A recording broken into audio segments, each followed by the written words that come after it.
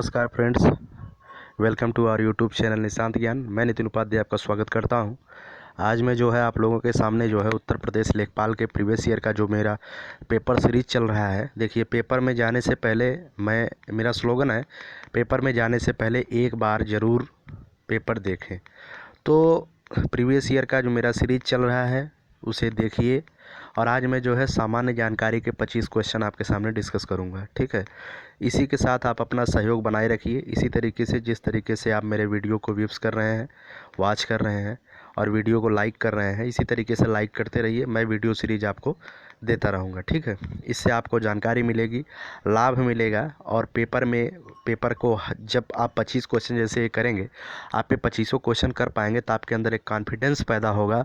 और वही आत्मविश्वास, कॉन्फिडेंस जो है आपको परीक्षा क्रैक कराएगा और मेरिट में स्थान दिलाएगा, ठीक है। तो ज़्यादा देरी न करते हुए मैं आपसे एक रिक्वेस्ट करना चाहूँगा, यदि आप मेरे चैनल पर नए हैं, चैनल को सब्सक्राइब जरूर कर लीजिएगा।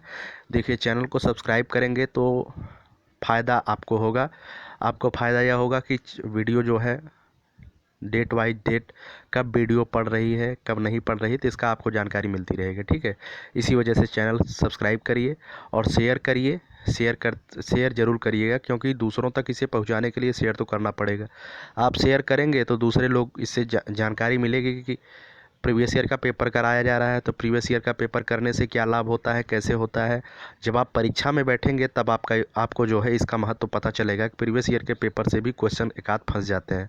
और एक क्वेश्चन आपको परीक्षा क्रैक करा सकता है और एक ही क्वेश्चन आपको मेरिट से बाहर भी ला सकता है, ध्यान रखिएगा। तो अधिक बात न करते हुए मैं शुरू करता हूँ आज का सेशन, ठीक है। तो चलिए, पहला क्वेश्चन है, केंद्र सरकार के विकास व्यय में शामिल नहीं है। ऑप्शन नंबर ए है सामाजिक एवं सामुदायिक सेवाओं पर व्यय, राज्यों के लिए अनुदान, सी है रक्षा व्यय, डी है आर्थिक सेवाओं पर व्यय। तो केंद्र सरकार के विकास व्यय में शामिल नहीं है, वह है रक्षा व्यय, ठीक है। रक्षा व्यय जो है केंद्र सरकार के शामिल नहीं है उसमें, ठीक है।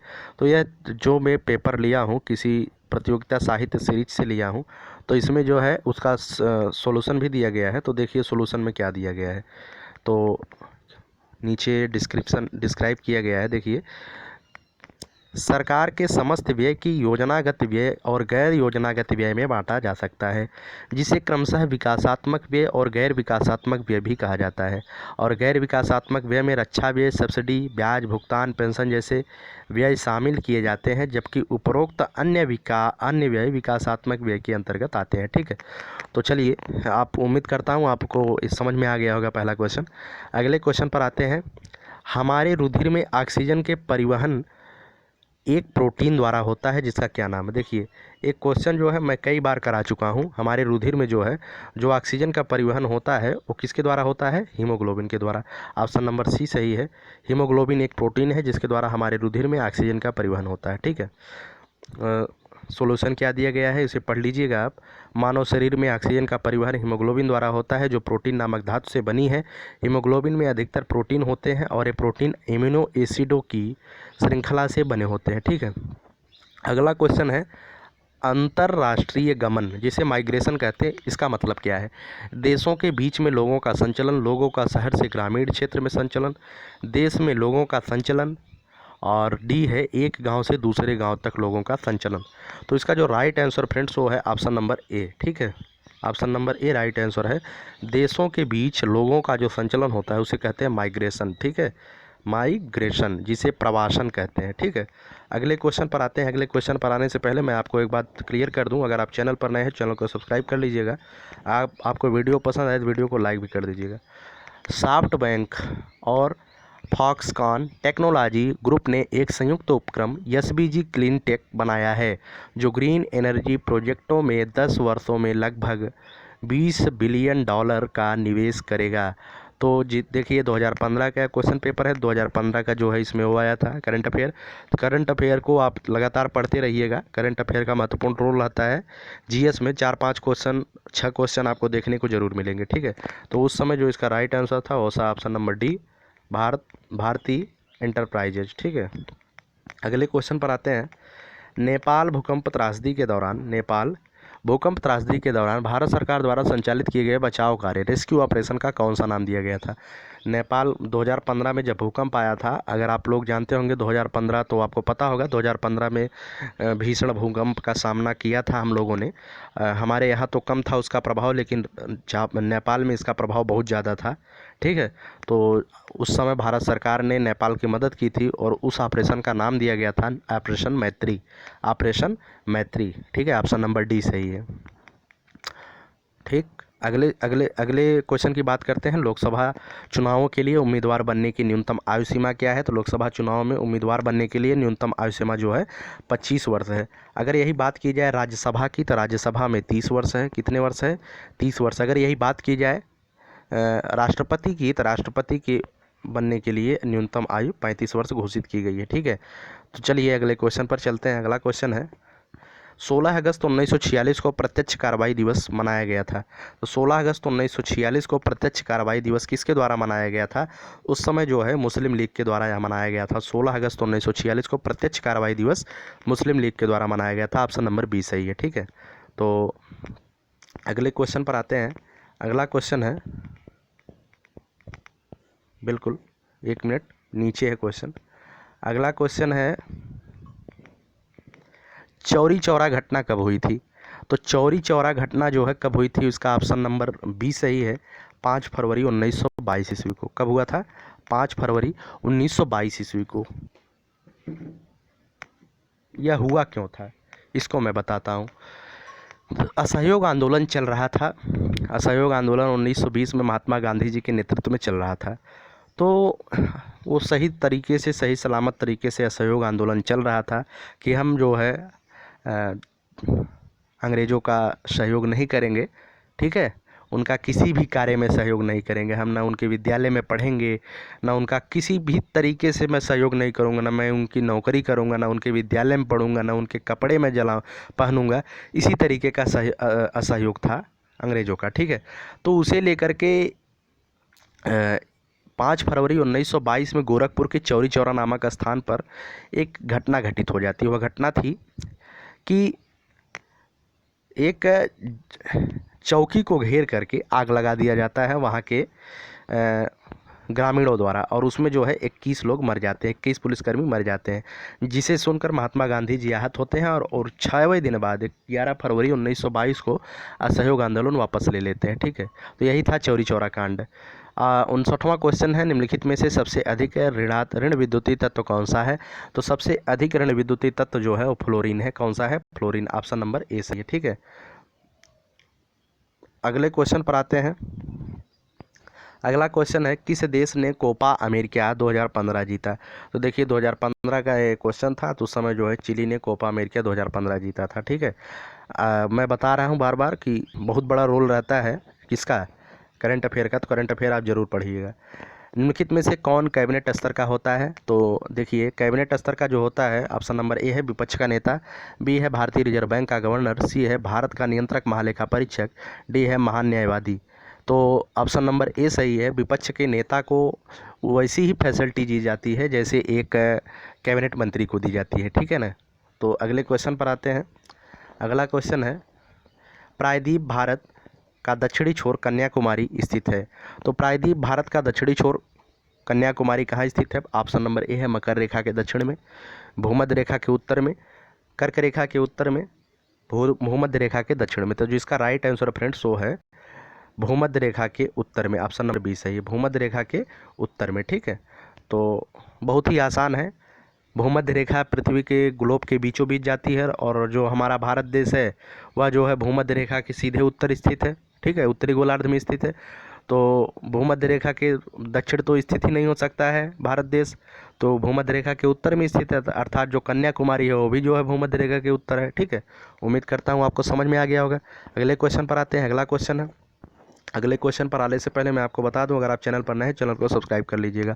वह कौन सा स्थान है जहां अंतिम मुगल सम्राट बहादुर शाह जफर की मृत्यु हुई थी? 1857 में इन्हें जो है दिल्ली का राजा बना दिया गया था, और इनकी जब क्रांति समाप्त होती है तो अंग्रेज़ों द्वारा इन्हें बंद कर दिया जाता है, और इनकी पेंशन वेंशन सब कुछ ख़त्म करके इन्हें रंगून भेज दिया जाता है। ठीक है, रंगून चले जाते हैं, वहीं पर इनकी मृत्यु हो जाती है। अगले क्वेश्चन पर आते हैं। सविनय अवज्ञा आंदोलन का मुख्य उद्देश्य क्या था? तो जो सविनय अवज्ञा आंदोलन हुआ था, देखिए महात्मा गांधी के बारे में हमने अभी तक देखा कि तीन चार क्वेश्चन आ चुके हैं। तो महात्मा गांधी जी के बारे में छोटी सी लेकर के बड़ी जानकारी अगर आपको पाना है तो आप हमारे चैनल के प्लेलिस्ट में आइए और वहाँ पर जो है लिखा गया है GS by Nitin sir, playlist है, और उसमें जो है गांधी युग के नाम से 2 वीडियो पड़े हुए हैं, आप उसे देख लीजिए। तो गांधी जी के बारे में एक भी क्वेश्चन आप गलत नहीं करेंगे, मेरा दावा है, एक भी क्वेश्चन आप गलत नहीं करेंगे गांधी जी के बारे में। ये सब क्वेश्चन मैं इतनी अच्छी तरीके से वहाँ पे बताया हूँ कि आप एक बार पढ़ेंगे तो आनंदित हो जाएंगे, मुझे उम्मीद है। ठीक है, तो पढ़िएगा ज़रूर। 64वां क्वेश्चन है, सविनय अवज्ञा आंदोलन का मुख्य उद्देश्य क्या था? तो नमक कर का विरुद्ध, नमक कर के विरुद्ध ही सविनय अवज्ञा आंदोलन चलाया गया था। ठीक है, इसके बारे में डिस्क्राइब नहीं करूँगा, ठीक है, तो देख लीजिएगा। भारत की उच्चतम वार्षिक वर्षा कहाँ दर्ज की गई है? तो उच्चतम वार्षिक वर्षा अर्थात भारत में सबसे अधिक वर्षा कहाँ होती है? तो मेघालय में होती है, मासिन राम में। ठीक है, ऑप्शन नंबर सी सही है। अगले क्वेश्चन पर आते हैं, NPP से क्या तात्पर्य है? मतलब NPP का फुल फॉर्म क्या होता है? तो NPP का फुल फॉर्म होता है नेशनल पॉपुलेशन पॉलिसी। ठीक है, नेशनल पॉपुलेशन पॉलिसी। अगले क्वेश्चन पर आते हैं, इसका डिस्क्राइब दिया गया है, उसे देख लीजिए। NPP का पूरा नाम राष्ट्रीय जनसंख्या नीति है, नेशनल पॉपुलेशन पॉलिसी है। भारत सरकार द्वारा 2000 में राष्ट्रीय जनसंख्या नीति लाई गई, जिसका प्रमुख उद्देश्य पूर्व में 2045 तक 2070 तक देश की जनसंख्या को स्थिर करने का लक्ष्य रखा गया है। ठीक है, तो उम्मीद करते हैं आपको समझ में आ गया होगा ये सब। अगले क्वेश्चन पर आते हैं, हाल ही में अंतर्राष्ट्रीय क्रिकेट काउंसिल के अध्यक्ष किसे बनाया गया? तो ये देखिए ICC का अध्यक्ष पूछा गया है, समय जो है जहीर अब्बास को बनाया गया था। 2015 का करंट अफेयर आप उस समय आया था, इस समय जो है 2019-20 का करंट अफेयर आएगा। अगले क्वेश्चन पर आते हैं, अगले क्वेश्चन पर 17वां क्वेश्चन है 68। जून 2015 के चौथे सप्ताह में 2 उद्यमियों अनेक नागरिक निकायों के बीच अपशिष्ट प्रबंध पर समझौता कहाँ हुआ? देखिए करंट अफेयर का क्वेश्चन है, तो इसका राइट आंसर होगा friends option number D, Assam. ठीक है, तो अगले क्वेश्चन पर आते हैं, आच्छादन अनावरण पर किसी पदार्थ का वायु से नमी का अवशोषण करने के गुण को क्या कहते हैं? तो इसे कहते हैं प्रस्वेदन। प्रस्वेदन का मतलब वही होता है आच्छादन या अनावरण। ठीक है, ऑप्शन नंबर ए सही है। ठीक, अगले क्वेश्चन पर आते हैं, दाल किसका अच्छा स्रोत है? तो प्रोटीन का है।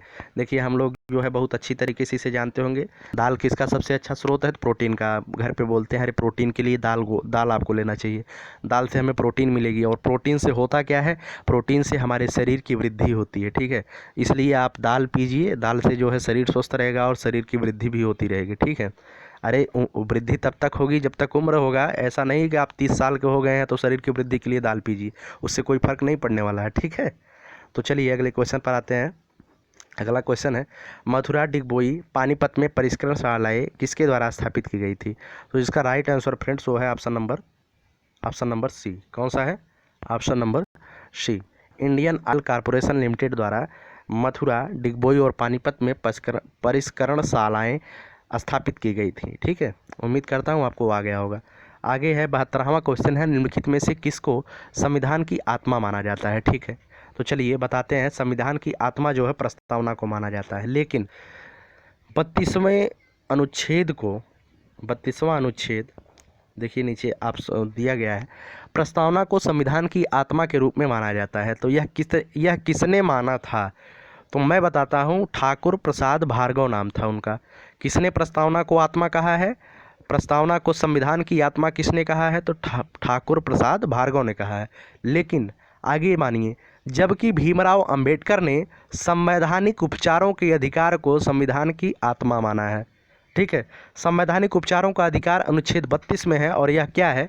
यदि किसी व्यक्ति के मौलिक अधिकारों का हनन होता है तो वह जो है अपने मौलिक अधिकारों की रक्षा के लिए सीधे सुप्रीम कोर्ट अथवा उच्च न्यायालय में जा सकता है। यही संवैधानिक उपचारों का अधिकार है। ठीक है, तो उम्मीद करता हूँ आपको समझ में आ गया होगा। प्रस्तावना को भारतीय संविधान का आत्मा किसने माना है? ठाकुर प्रसाद भार्गव जी ने। और संवैधानिक उपचारों के अधिकार को संविधान की आत्मा किसने माना है? तो डॉक्टर भीमराव अंबेडकर ने माना है। अगले क्वेश्चन पर आते हैं। अगला क्वेश्चन है फ्रेंड्स, शतपथ ब्राह्मण और तैत्रीय ब्राह्मण के ब्राह्मण मूल पाठ हैं। तो इसका जो ऑप्शन नंबर डी है वो सही है, यजुर्वेद। यजुर्वेद में शतपथ ब्राह्मण और तैत्तिरीय ब्राह्मण यजुर्वेद के ब्राह्मण थे। ठीक है, अगला क्वेश्चन है, ढालू सड़क पर ढालू सड़क पर पत्थर लुढ़काना ऊर्ध्व ऊपर की ओर उठाने से अधिक आसान होता है, क्योंकि पत्थर को लुढ़कने में किया गया कार्य उसे उठाने की अपेक्षा कम होता है। दोनों में किया गया कार्य समान होता है, किंतु लुढ़कने में कार्य करने की दर कम होती है। पत्थर को लुढ़कने में किया गया कार्य इसे उठाने की अपेक्षा अधिक सरल है। पत्थर को उठाने में किया गया कार्य इसे लुढ़कने के समान होता है। तो जो इसका राइट आंसर है वो है ऑप्शन नंबर ए। ठीक है, पत्थर को लुढ़कने में किया गया कार्य उसे उठाने की अपेक्षा कम होता है। ठीक, अगले क्वेश्चन पर आते हैं। 75वां क्वेश्चन है, निम्नलिखित में से कौन सी समिति ने मूल कर्तव्यों को संविधान में सम्मिलित करने का सुझाव दिया था? तो जो इसका राइट आंसर फ्रेंड्स वो है ऑप्शन नंबर डी है, स्वर्ण सिंह समिति। किसने? स्वर्ण सिंह समिति। स्वर्ण सिंह समिति के द्वारा मूल कर्तव्यों को संविधान में सम्मिलित करने का सुझाव दिया गया था। अब अगर आपसे पूछा जाए कि मूल कर्तव्य कहाँ से लिए गए हैं, तो मूल कर्तव्य की बात जो है रूस के संविधान से ग्रहण किया गया है। कहाँ से ग्रहण किया गया है? रूस के संविधान से ग्रहण किया गया है। आप लोग ध्यान रखिएगा। और यही 25 क्वेश्चन थे जो कि 2015 के लेखपाल परीक्षा में पूछे गए थे, सामान्य जानकारी के।